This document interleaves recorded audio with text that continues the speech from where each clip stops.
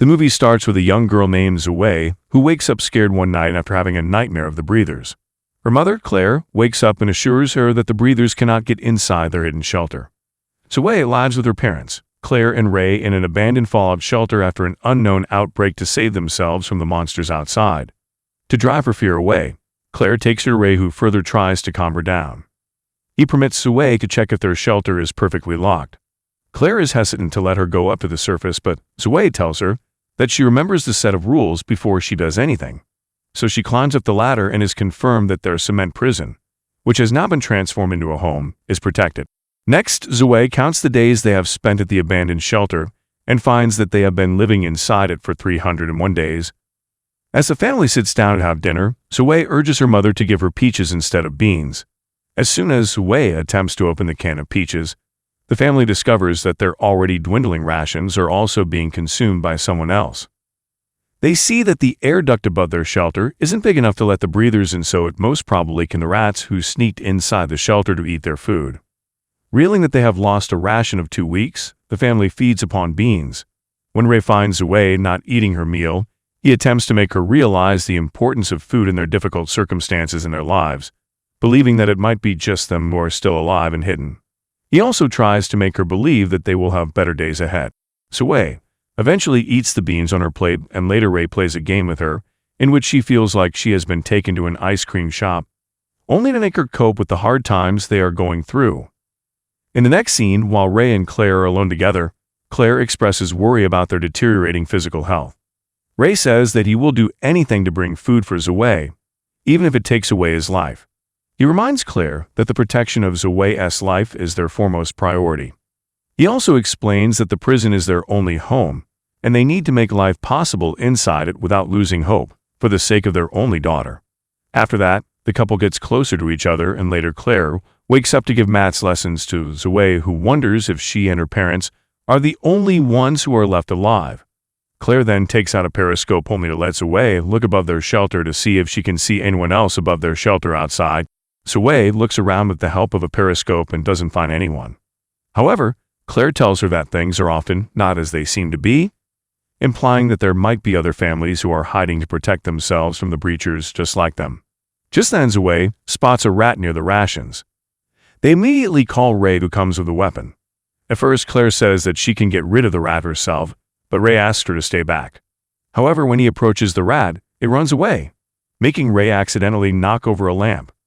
The rat runs towards a small hole to exit, but before that, Claire manages to finish it off. All of a sudden, the family discovers that the fallen lamp has burned the wooden table. They immediately begin to put out the fire. Eventually, after the couple puts it out, they find a frightened Zoe hidden under her bed. Right after that, they find that the smoke produced from the fire is drifting up the air duct, which may result in giving away their location to anyone in the area around their hidden shelter. In a flashback, Zoe and her family are shown while the circumstances were normal. They notice their neighbors who are packing up their luggage to get out of Kingsville as soon as possible. One of the neighbors informs them about an outbreak that's transforming people into monsters. As the flashback ends, Ray and Claire decide to go above their shelter and get rid of the ash that may have been produced by the burned wood outside. Before taking the risk to go out, Claire reminds Zoe of the rules and warns her to stay put even if she notices something dangerous happening outside. However, after a while her parents have left, Zoe, with help of the periscope, looks outside through the air duct and notices a humanoid figure in the distance. She immediately prepares to go out and inform her parents, who are busy covering the ash above the shelter. Frightened Zoe gets outside and finds her parents. They all witness something approaching them that soon turns out to be a few deers. However, Claire realizes that the deers seemed frightened and may be running away from something dangerous. The family quickly gets back to their shelter. After Ray gets inside, he stands near the main barricaded hatch and hears footsteps above. Suddenly, the family realizes that they have been discovered by the breathers when they attempt to break the barricaded hatch. However, Claire and Ray manage to protect the almost broken locks with the help of a pipe. As soon as they take a sigh of relief, they notice that the breathers have gathered around the shelter in a group. Meanwhile, Zoe's doll, Olive, gets caught on a nearby pipe screw and activates, making sounds. Ray immediately snatches the doll and turns off the sound, leaving Zoe crying and frustrated for almost destroying her doll. The family then hears the footsteps of a lot of breathers above their shelter. In a flashback, The family is shown moving away from the city to protect themselves from the outbreak. However, on their way, along with many other people, they are stopped by the CDC and are told that they are under quarantine. When the flashback ends, the family discovers that the breathers have eventually made their way inside the shelter. They break the barricaded hatch and hop in, however. For some time, Ray and Claire turn them away with fire and quickly place the pantry cupboard before them. Meanwhile, the family decides to find a way to exit the shelter. They eventually decide to escape through the narrow air duct. Ray manages to let Claire and Zoe out of the prison, but as soon as he attempts to get out, he realizes that the duct is too narrow for him. After a few failed attempts, he learns that he cannot escape, but before being attacked by the breathers, he reminds Claire of the promise to keep their daughter protected always. Ray falls back inside the shelter and is eliminated by the humanoid figures right before Zoe and Claire, who watch it all helplessly. Zoe is unable to accept that she has lost her father. She forces her mother to let her go inside and protect Ray from the breathers. Claire tries to calm her down, and the only thing she is now concerned about is protecting Zoe's life as she has promised her husband. After Claire notices that they are being approached, she quickly takes Zoe and they run away, arriving at the highway where they were stopped by the CDC. They spot a helicopter, and before they can run any further, they are captured with a net trap. As the mother and daughter struggle to free themselves, Zoe realizes that the dream her doll had about the breathers coming for them has become reality, as now they have been captured. The breathers appear, who are American soldiers. In a flashback, the family is shown on a highway where they spot a few military jets in the sky.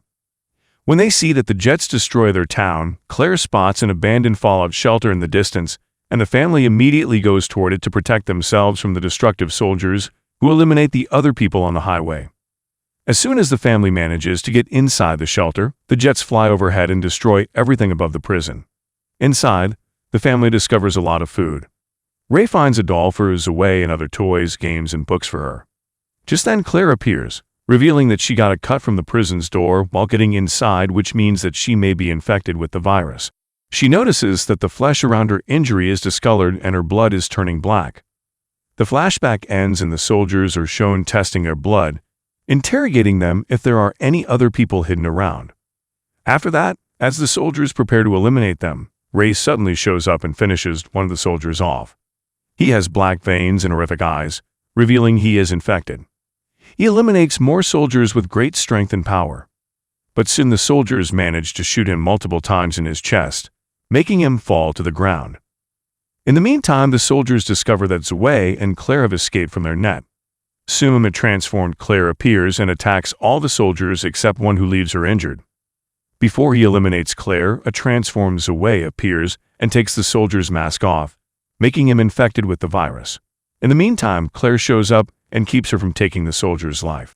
An enraged Zoe hops upon Claire and attempts to attack her, but Claire reminds her of their rule to always keep calm in difficult situations.